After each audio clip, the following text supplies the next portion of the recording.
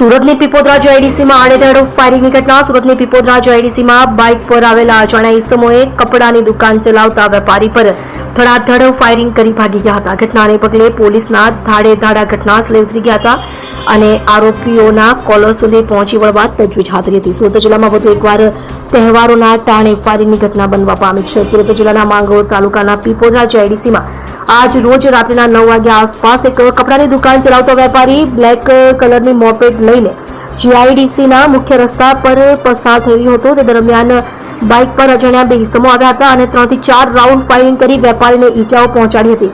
લોકોના ટોળા એકઠા થઈ જતા આરોપીઓ ભાગી ગયા હતા અને ઈજાગ્રસ્ત ઉગ્ર શાહુ નામના કપડાના વેપારીને 108 એમ્બ્યુલન્સ મારફતે સુરતની નવી સિવિલ હોસ્પિટલમાં ખસેડવામાં આવ્યા હતા.